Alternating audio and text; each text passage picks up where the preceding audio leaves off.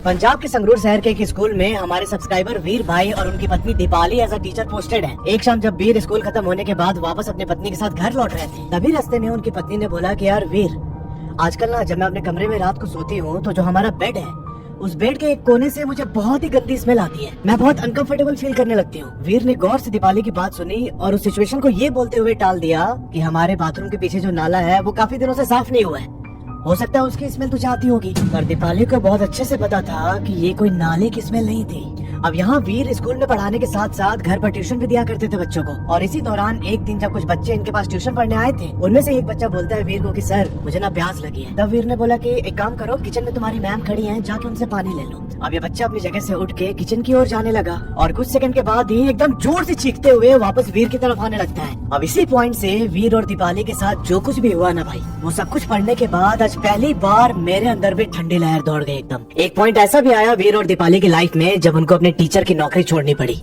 अभी साल 2015 में एक बार पीछे चलते हैं। वीर और दीपाली संगरूर के उस स्कूल में एज अ टीचर पोस्टेड थे। दोनों वहीं पर रिलेशनशिप में आते हैं और 2 साल के रिलेशनशिप के बाद 2017 जनवरी में इनकी शादी हो जाती है। अगले 3 महीने तक सब कुछ बहुत अच्छा चला, पर उसके बाद आता है अप्रैल 2017 का टाइम। दीपाली को यहाँ पर धीरे धीरे अपने घर के अंदर कुछ नेगेटिविटी फील होनी स्टार्ट हो गई। ये दीप को बोलती है कि दीप, मेरे को ना कुछ अच्छा नहीं लग रहा है, मुझे हर समय अपने आसपास किसी की प्रेजेंस फील होती है। पर यहाँ दीप को लगता है कि शायद जो इनकी अभी शादी हुई है और स्कूल का जो वर्कलोड है, तो ये फैमिली और वर्क में ऐसे बैलेंस नहीं कर पा रही है, तो मे बी उसकी वजह से थकान वगैरह हो जाती होगी। पर एक दफा जब स्कूल खत्म होने के बाद शाम को ये लोग वापस घर लौट रहे थे, तब दीपाली बोलती है वीर से कि यार कल रात को जब मैं बेड पर सोई थी, तब ना जिधर मेरा पैर था उस वाले कोने से एक बहुत ही गंदी स्मेल आ रही थी। तू सो गया था तो मैंने तुझे जगाया नहीं। धीरे धीरे वो स्मेल मेरे पैर से होते हुए सर के पास से आने लगी। जब मुझसे बर्दाश्त नहीं हुआ तो मैं बेड से उतर के टॉयलेट में गई और टॉयलेट से आने के बाद जब मैं वापस अपने बेड पर लेटी, तब ना मैंने अपने चेहरे पर एक गीला हाथ फील किया। मैंने तुझे उठाने की कोशिश की पर तो बहुत ज्यादा नींद में था। अब जैसे ही वीर ने ये सारी बातें सुनी, वो डर गया इस बार। इसे समझ नहीं आ रहा था कि क्या हो रहा है दीपाली के साथ। अब ये चीजें डेली बेसिस पे होने लगी। वीर की वाइफ रोज रोज कंप्लेन करती है कि ऐसा हो रहा है मेरे साथ। अब वीर बताते हैं कि कोई और होता तो मुझे लगता है कि शायद ये ड्रामा कर रहा है, पर मेरी वाइफ कंप्लेन करती है और कंप्लेन करने के टाइम उसके चेहरे का जो भाव था वो मैं देख पा रहा था कि बहुत सीरियस होकर बात कर रही है मेरे से। अब वीर यहाँ पर इस प्रॉब्लम से निकलने का रास्ता ढूंढने लगे। पर यहाँ मसला ये था कि इनके वाइफ के साथ जो कुछ भी हो रहा था उसके बारे में वीर ना तो अपने दोस्तों से कुछ शेयर करना चाहते थे, ना ही अपने फैमिली वालों से।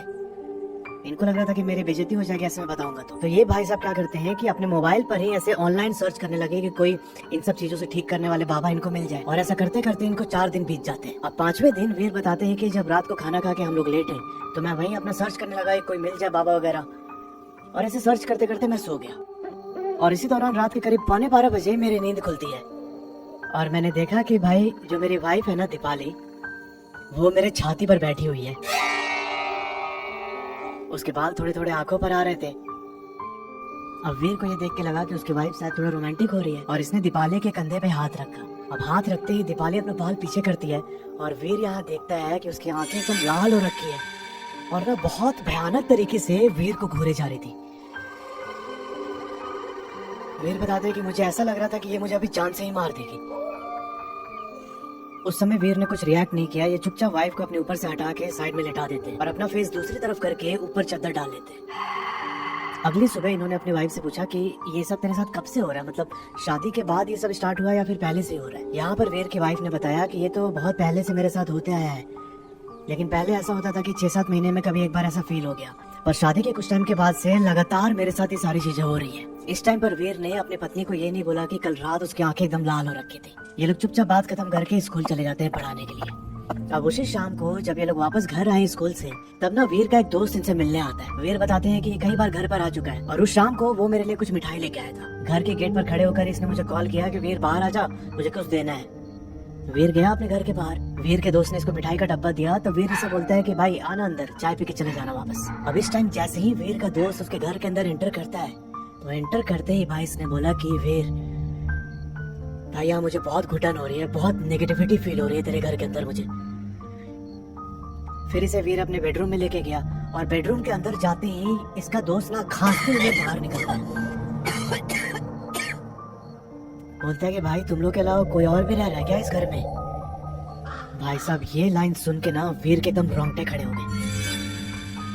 पर वीर अभी भी नहीं चाहता था कि अपनी वाइफ के बारे में दोस्त से डिस्कस करे। तब वीर ने ये बोला अपने दोस्त को कि भाई मुझे भी ऐसा ना कुछ यहाँ पे फील होता है कि कुछ तो नेगेटिविटी है इधर, तुझे किसी बाबा के बारे में पता है क्या? तब वीर के दोस्त ने बताया कि अमरगढ़ नाम की एक जगह पड़ती है, वहीं पर एक मौलवी बाबा बैठते हैं, तुम उनके पास जाके इसके बारे में बात करो। अब जब स्कूल की अगली छुट्टी पड़ी तब वीर अपनी पत्नी को लेके उस मौलवी बाबा के पास पहुंचता है। तब उस मौलवी ने दीपाली को देखते ही बोल दिया कि इस पर तो एक लड़की की आत्मा का साया है। फिर उन्होंने वीर को साइड में ले जाके एक ताबीज दी, बोला कि इस ताबीज को अपने बेड के अराउंड 7 बार घुमाना और घुमाने के बाद इसे अपनी बीवी के तकिए के नीचे रख देना और ये सब काम तुम्हें 6 बजे के पहले ही करना है। वीर वो ताबीज लेके चुपचाप वापस अपनी वाइफ के साथ घर आ जाता है। और जब ये लोग बेडरूम के अंदर बैठे हुए थे तभी वीर ने वो ताबीज निकाला और जैसा बाबा ने बोला था कि बेड के अराउंड 7 बार घुमाना है, वीर ने जैसे ही वो काम करना स्टार्ट किया ना, भाई साहब उसकी जो वाइफ थी वो अपने मन में कुछ बड़बड़ाने लगी। और जब वीर ने एक बार वो ताबीज घुमाई तब उसकी वाइफ बहुत एग्रेसिव हो जाती है यहाँ पे। एकदम गुस्से में वीर की तरफ देखते हुए उसे गालियां भी देने लगी। वीर एकदम शॉक हो गया कि भाई इतनी शांत रहने वाली मेरी बीवी ऐसे मेरे को गाली कैसे दे सकती है। वीर यहाँ पर अपनी बीवी की तरफ देखते हुए जब दूसरी बार उस ताबीज को घुमाता है ना बैठ के अराउंड, तब उसकी बीवी एक दूसरी ही आवाज में बोलती है कि तुझे क्या लगता है ये ताबीज तुझे बचा लेगी? मैं चुपचाप शांति से इसके साथ रह रही थी, पर उस मौलवी से ये ताबीज लाके तूने मुझे बहुत गुस्सा दिला दिया है। अब देख मैं बताती हूँ कि मैं कौन हूँ। इस टाइम पर वीर एकदम डर जाता है, पर फिर उसे मौलवी की बात याद आती है। उन्होंने बोला था कि ये तुझे डराएगी, तुझे धमकी देगी, तेरे सामने गिड़गिड़ाएगी भी, पर कुछ भी हो जाए तू एकदम सख्ती से खड़े रहना। तुझे जो काम दिया है मैंने वो करके ही तू वहाँ से हिलेगा, वरना अगर तू थोड़ा भी कमजोर पड़ा ना तो ये तेरे ऊपर हावी हो जाएगी। वीर ने यहाँ पर हिम्मत बनाई और उस ताबीज को 7 बार बेड के अराउंड घुमाने के बाद अपनी बीवी के तकिए के नीचे रख दिया। जैसे उसने ये काम किया उसकी जो बीवी थी ना वो एकदम गिड़गिड़ाने लगी, एकदम रोने लगी उसके सामने कि प्लीज ये ताबीज हटा दे, प्लीज हटा दे, प्लीज। 15 मिनट तक वो गिड़गिड़ाते रहे। वीर बताते हैं कि अपनी वाइफ की हालत देख के मैं भी बहुत परेशान हो गया, मुझे उस पर तरस आने लगी, पर मैंने वो ताबीज तकिए के नीचे से नहीं हटाया। अब 15 मिनट के बाद मेरी बीवी फिर से अग्रेसिव हो जाती है, वो ना मुझे नोचने लगी एकदम और बार बार गाली दे के बोलने लगी कि ये ताबीज तुझे नहीं बचा सकता, तो ये बहुत गलत कर रहा है, तुझे बहुत भारी पड़ेगा, ये ताबीज हटा दे। इस टाइम पर वीर को मौलवी की एक और बात याद आती है। उन्होंने बोला था कि अगर ये अग्रेसिव हो तो तुम भी हो जाना, कमजोर नहीं पड़ना एकदम। अब जब दीपाली बहुत ज्यादा ही अग्रेसिव होने लगी तब वीर ने उसे 2 थप्पड़ मारा। थप्पड़ लगने के बाद वो चुपचाप एक कोने में जाके बैठ जाती है। कोने में बैठकर अपने सर नीचे करके ऐसे कुछ बड़बड़ाने लगी। वीर बताते हैं कि मुझे भी उसकी हालत देख के एकदम रोना आ रहा था, पर मैंने जैसे तैसे खुद को कंट्रोल किया। अब वो रात हमने बहुत मुश्किल से निकाली।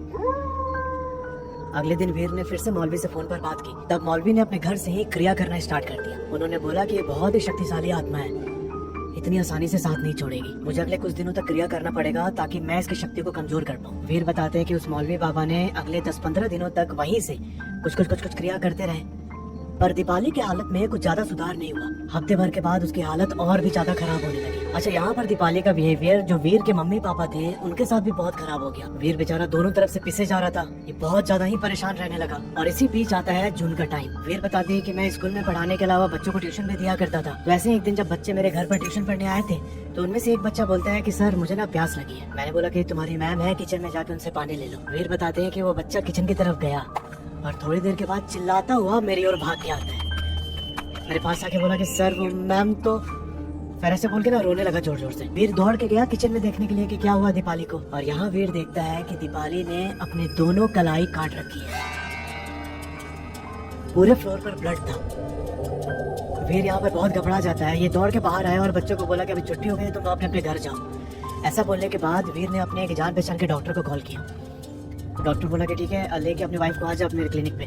वीर वहाँ पहुँचता है। डॉक्टर ने सारी मरहम पट्टी की और मरहम पट्टी करने के बाद वीर से बोला कि यार हर हस्बैंड वाइफ में लड़ाई होती है, इस तरीके से तो मत लड़ो, कम से कम कैसी नौबत आ जाए। अब वीर बताते हैं कि अब क्या ही समझाता मैं डॉक्टर को। अब वो वीर का फैमिली डॉक्टर था तो उसने हाथ जोड़ के रिक्वेस्ट किया कि भाई प्लीज कुछ भी हो जाए ये सब बातें ना बाहर नहीं आनी चाहिए, मेरी इज्जत चली जाएगी यार, प्लीज मत बताना किसी को भी। वो डॉक्टर ने बोला कि ठीक है जाओ, तुम लोग हस्बैंड वाइफ के बीच का मामला है, मुझे क्या करना है। अब वहाँ पर मरहम पट्टी करा के वीर ने अपनी वाइफ को गाड़ी के पीछे वाली सीट पर बैठाया और खुद ड्राइव करके घर की तरफ आने लगा। अब किचन से लेके डॉक्टर के पास मरहम पट्टी करवाने तक वीर की वाइफ ने एक शब्द नहीं बोला था। और जब वीर अपने वाइफ को लेके वापस घर आ रहा था तब इसे सुनाई देता है कि पीछे से इसकी वाइफ के कराहने की आवाज आ रही है। कुछ टाइम के बाद वीर ने पीछे मुड़ के देखा अपनी वाइफ की तरफ। तब उसकी वाइफ बोलती है कि कब तक बचाएगा इसे। ये लाइन सुन के वीर एकदम सहम जाता है और यहाँ हिम्मत दिखाते हुए बोलता है अपनी वाइफ से कि तो जो भी है हमारा पीछा छोड़ दे, वरना जो मौलवी बाबा है ना उनसे बोल के मैं और ज्यादा शक्ति का उपयोग कराऊंगा तेरे ऊपर। वो सब फिर तू बर्दाश्त नहीं कर पाएगी, हमें छोड़ के चली जाए यहाँ से। तब यहाँ पर दीपाली एकदम क्रिपी तरीके से हंसने लगी। बोलती है कि पहले अपने मौलवी बाबा को कॉल तो कर एक बार। वीर यहाँ पर एकदम डरते हुए कॉल मिलाता है मौलवी बाबा को। तब उधर से उनकी वाइफ फोन उठाती है। वीर ने बोला कि मुझे मौलवी बाबा से बात करवाइए। अब यहाँ पर जो मौलवी की वाइफ थी ना, उसने बोला कि उनको तो कल रात में ही जीभ के अंदर लकवा मार गया है, वो कुछ भी बोल नहीं पा रहे। वो आपका ही काम कर रहे थे पर इन पर किसी शक्ति ने प्रहार कर दिया। अब ये सुनते ही दीप के हाथ से फोन छूट जाता है। ये फिर से अपनी वाइफ की तरफ घूमता है। तब इसकी वाइफ इस टाइम में बहुत जोर जोर से हंसती है। वीर बताते हैं कि मेरी इतनी ज्यादा हालत खराब हो गई थी कि रोने के सिवा मुझे कुछ सूझ नहीं रहा था। वीर बताते हैं कि अब अगले दिन हम दोनों ने स्कूल में जाके 7 दिन के लिए छुट्टी की मांग की, पर हमें छुट्टी नहीं दिया गया, जिसके कारण मुझे रिजाइन करना पड़ा। मैं अगले 7-8 दिनों तक पूरे टाइम अपने वाइफ के साथ ही रहता था। और इसी बीच मुझे एक और बाबा के बारे में पता चलता है। इन बाबा का जो आश्रम था वो लुधियाना और संगरूर के बीच एक जगह पड़ती है जिसका नाम है धूरी। धूरी के अंदर वो बाबा अपने आश्रम में बैठते थे। तब मैंने डिसाइड किया कि मैं अपनी वाइफ को लेके उन बाबा के पास जाऊंगा। पर यहाँ जो आगे चीजें होने वाली थी ना, ये मेरे या आपके इमेजिनेशन से बहुत ही ऊपर की चीज है। इसीलिए मैंने वीडियो में बताया था कि मरून फाइल्स पर कोई भी कहानी पढ़ते समय मेरे अंदर भी पहली बार ठंडी लहर दौड़ी है। सुनना एकदम ध्यान से क्या होता है। अब जब वीर अपनी पत्नी को लेके उस दूरी वाले बाबा के आश्रम पहुंचते हैं, तब बाबा ने वीर को इशारा किया कि कोने में बैठ जाओ। और वीर बताते हैं कि मैं और दीपाली चुपचाप बैठ के बाबा की ओर देखते रहे। बाबा की आंखें बंद थी और थोड़ी देर के बाद ही उन्होंने बोलना स्टार्ट किया कि ये एक लड़की की आत्मा है जो पिछले 7 साल से तेरी बीवी के साथ रह रही है। जो तेरा ससुराल है ना, उसके पास से ही एक रेलवे लाइन गुजरती है। शादी से पहले एक शाम जब तेरी बीवी उस रेलवे लाइन से गुजर रही थी, तभी इस लड़की की आत्मा उसके साथ आ गई। जब ये 22 साल की थी तब वो अपने गांव के एक लड़के के साथ शादी करना चाहती थी। और शायद पंजाब में ऐसा होता है कि अपनी बिरादरी या अपने गांव में शादी नहीं होती। गांव के लोगों ने मना किया, तब उस लड़की ने आके इसी पटरी पर सुसाइड कर लिया था। उसकी शादी की इच्छा अधूरी रह गई। अगर आज वो जिंदा होती तो उसकी उम्र अभी 50 साल हो रही होती। तेरी बीवी के साथ ये 7 साल से रह रही है, पर जैसे ही तुम दोनों ने शादी की, वो चीज इस लड़की की आत्मा को बर्दाश्त नहीं हुई बिल्कुल भी। और फिर इसने तेरी बीवी को थोड़ा थोड़ा परेशान करना स्टार्ट किया। पर जब से तू उस मौलवी से ताबीज लेके आया है ना, उसके बाद से ये बहुत ज्यादा चिढ़ गई है। ये बहुत शक्तिशाली है, इतनी आसानी से नहीं छोड़ेगी तेरी बीवी को। अभी वो बाबा अपनी बात कंप्लीट ही कर रहे थे कि दीपाली बीच में बोल पड़ी, तू भी अपनी पूरी जोर लगा ले। उस मौलवी ने भी बहुत कोशिश की थी, वही हाल मैं तेरा भी करूंगी। तब यहाँ बाबा अपनी आंखें खोलते हैं और उसकी तरफ देखते हुए बोलते हैं कि तेरे जैसे कितनों को मैंने ठीक कर रखा है, तू अब देखती जा मैं क्या करता हूँ तेरे साथ। यहाँ पर बाबा ने वीर को बोला कि देखो ये बात ऐसी बनेगी नहीं, मुझे तुम दोनों के घर पर जाना पड़ेगा। मतलब संगरूर में वीर के घर पे, और जो इनका ससुराल था जहाँ पर दीपाली के मम्मी पापा रहते थे, उस वाले घर में भी बाबा ने जाने की बात बोली। उन्होंने बोला कि मुझे इन दोनों घरों में जाके पहले हवन करना पड़ेगा और फिर दोनों घरों की चारों कोने से मिट्टी उठा के, साथ में जो तुम्हारे घर की गेहूं होती है, मिट्टी और गेहूं, वो दोनों चीज मैं अपने साथ लेके आऊंगा। अब इस पूरी बातचीत के 2 दिनों के बाद बाबा वीर के घर आते हैं संगरूर में। घर पर आके इन्होंने हवन किया और फिर जब मिट्टी और गेहूं उठाया अपने हाथ में, तब उन्होंने वीर से बोला कि बेटा भेज दे इस घर को, यहाँ पर मत रह। मेरे इस क्रिया करने से थोड़ी शांति तो हो जाएगी, पर तुम लोगों की कोई भी बात बनेगी नहीं। तुम कुछ भी करने जाओगे उसमें फेल होते रहोगे, क्योंकि इस घर को 30 साल पहले ही किसी ने एक तांत्रिक से बंधवा कर रखा है, तो हमेशा ही इस घर में नेगेटिविटी बनी रहेगी। इसके बाद वो बाबा जी वीर के ससुराल जाते हैं। जब वो ससुराल वाले घर में पहुंचे, तब उन्होंने बोला कि सारे दिक्कत की असली जड़ तो यहीं पर है। इसी गांव की रेलवे की पटरी से सारा किस्सा शुरू हुआ था ना, तो यहीं पर खत्म करना पड़ेगा। उस दिन बाबा ने वीर के ससुराल में हवन नहीं की। उन्होंने बोला कि मैं 3 दिन के बाद फिर से आऊंगा, और कुछ सामान का लिस्ट बना के वीर को दे दिया। उन्होंने बोला कि 3 दिन बाद आके मैं हवन करूंगा, पर वहाँ से जाने से पहले उन्होंने दीपाली के हाथ में एक रक्षा कवच बांधा। बोला कि अगले 3 दिनों में वो आत्मा बहुत बार दीपाली को परेशान करने की कोशिश करेगी, पर एक कवच दीपाली को बचा के रखेगा उस आत्मा से। ऐसा बोल के बाबा चले गए और 3 दिन तक वीर ने उन सारी चीजों को अरेंज किया। 3 दिन के बाद बाबा फिर से वीर के ससुराल आते हैं। अब यहाँ पर वीर के ससुराल वाले भी बैठे हुए थे, और जब बाबा ने हवन स्टार्ट किया, तब इन्होंने बोला उस आत्मा को कि अब तू आ सामने मेरे। वो आत्मा वीर की बीवी के शरीर में न आकर उनकी साली में प्रकट हो गई, जो दीपाली की बहन थी। वीर की साली यहाँ पर हंसने लगी जोर जोर से। तब बाबा ने बोला कि तू ये सब क्यों कर रही है, लड़के का पीछा क्यों नहीं छोड़ देती। तब वीर की साली में से उस लड़के की आत्मा की आवाज आती है और वो बोलती है कि उस शाम को ना दीपाली ऐसे रेलवे ट्रैक पर घूम रही थी और इसने परफ्यूम लगाया हुआ था जो मुझे बहुत ज्यादा पसंद है। और जब इसकी शादी हुई तो मैंने देखा कि ये बहुत ज्यादा खुश है, जिंदगी में वो सारी चीजें कर रही थी जो मैं नहीं कर पाई, और इसी वजह से मैं इसके साथ रहना चाहती हूँ और मैं इसे अपने साथ लेकर ही जाऊंगी। तो उससे जो बन पाता है तू कर ले। इसने बाबा को एक तरह से चैलेंज किया यहाँ पे। यहाँ पर बाबा ने बोला कि लड़की को अपने साथ ले जाने की बात तो दूर है, अगर तेरे में हिम्मत है तो उसे तू छू के भी दिखा दे। मेरी बातों को इतनी हल्के में मत लेना। अगर तुझे जानना है कि मैं क्या कर सकता हूँ तो बस अपनी आंखें बंद करके मेरी ओर देख एक बार। वीर बताते हैं कि मेरी साली ने आंख बंद करके बस 5 सेकंड तक बाबा जी की तरफ मुंह किया अपना, और 5 सेकंड के बाद ही अपनी आंखें खोलती है और जोर जोर से चिल्ला चिल्ला के रोने लगी। बोलते कि मेरे साथ ऐसा मत करो, मुझे बख्श दो। एकदम गिड़गिड़ाने लगी, माफी मांगने लगी बाबा से। वो बाबा बोलते हैं कि इन सबको छोड़ के तू चली जा वापस। तब वो अपना बोलती है कि तुम जैसा बोलोगे मैं वैसा करूंगी, और ऐसा बोल के ना वो एकदम चुप हो जाती है। कुछ सेकंड के साइलेंस के बाद उसने फिर से बोला कि मुझे नहीं पता था कि तुम्हारे पास ऐसी शक्तियां हैं जो मुझे कच्चा चबा जाएंगी। चलो मैं तो इसे छोड़ के चली जाऊंगी, पर जो मेरे पीछे खड़े हैं उनको कैसे तुम मनाओगे? वो तो कहीं भी नहीं जाने वाले यहाँ से। मैं भी यहाँ पर अकेले नहीं रहती हूँ, मेरे साथ 17 और भी है मेरे जैसे। तब बाबा को यहाँ पे एकदम शॉक लगा। वो ध्यान में जाके इसे चेक करते हैं कि और कौन कौन सी शक्तियां हैं इसके साथ। और फिर जो बाबा ने बताया ना, वो सब सुन के भाई वीर के एकदम रोंगटे खड़े हो गए।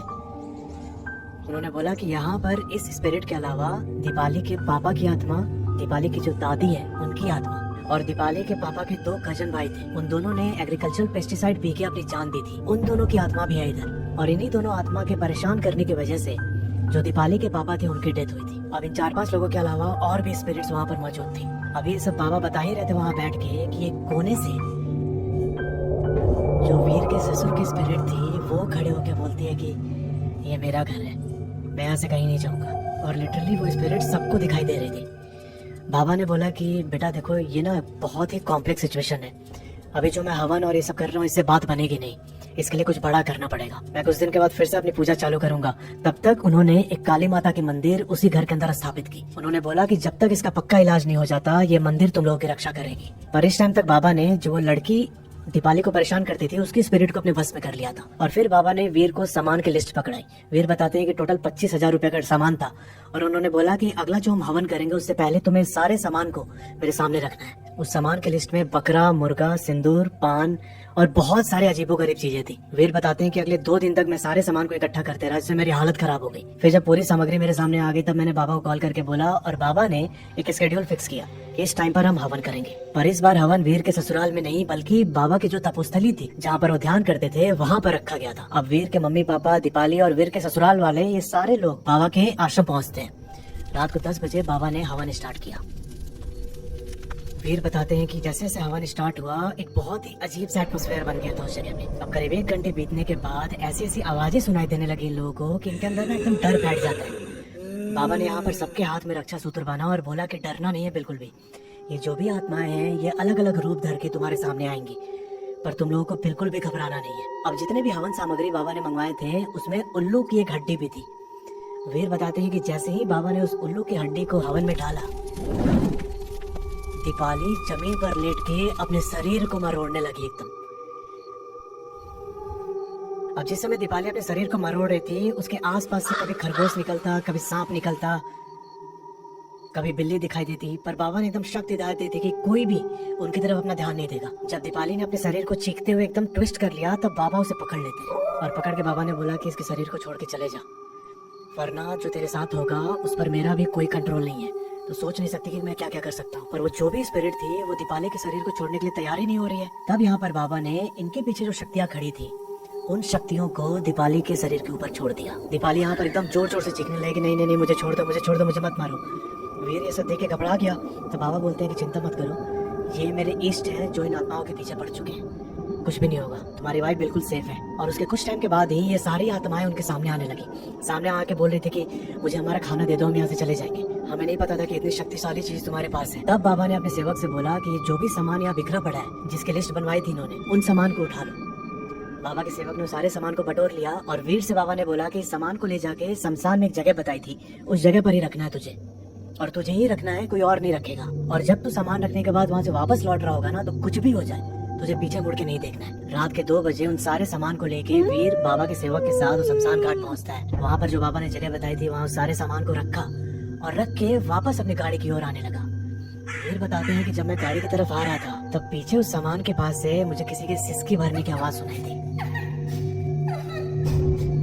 पहले तो वो एक सिसकी थी, पर जैसे जैसे मैं उस सामान से दूर जा रहा था वो सिसकी एकदम चीखे में बदलने लगी। वो जो भी चीज थी वो मेरे वाइफ की आवाज में रोने लगी। पर सेवक ने मेरा हाथ पकड़ा हुआ था, वो सीधा लेके मुझे अपने गाड़ी तक आया और बोला कि पीछे मुड़ के मत देखना, कुछ भी हो जाए। और वहाँ से मैं गाड़ी स्टार्ट करके सुबह 5 बजे बाबा के आश्रम पहुंचा। जब मैं वापस आश्रम आया तो बाबा अपने ध्यान में बैठे हुए थे। कुछ देर के बाद उनका ध्यान खुला और उन्होंने बोला कि अब तुम्हें कोई भी चीज परेशान नहीं करेगी, मैंने इसका समाधान कर दिया है, पर तुम्हें वो घर बदलना होगा, तुम वहाँ पे रह नहीं सकते। पर यहाँ पर फिर वीर ने बाबा से पूछा कि बाबा वो आत्मा तो हमें छोड़ के चली गई है ना, तो घर ऐसे बदलने की क्या जरूरत है। तब बाबा ने बताया कि जो तुम्हारा घर है ना उस घर में जो पहले रहता था उससे तुम्हारे पुराने पड़ोसी बहुत ज्यादा जलते थे। अब इस चक्कर में उन लोगों ने घर के आसपास बहुत सारे ब्लैक मैजिक कर रखे हैं जिसकी नेगेटिविटी तुम्हें परेशान करेगी हमेशा। तो अच्छा होगा कि तुम लोग घर चेंज कर दो। अब वीर ने यहाँ पर पापा की बात मानते हुए अगले 6 दिन के अंदर अपना घर चेंज कर लिया। वीर बताते हैं कि अब मैं बहुत खुश हूँ, हमारी बहुत तरक्की हो रही है और हमारे घर के अंदर जो भी नेगेटिविटी थी वो सब दूर हो चुकी है बिल्कुल। तो यार ये थी पूरी कहानी। अगर आपके जानने में ऐसी कोई घटना हुई है तो नीचे जो ईमेल आईडी आ रहा है उस पर अपनी कहानी मुझे भेज सकते हैं। Thanks for watching.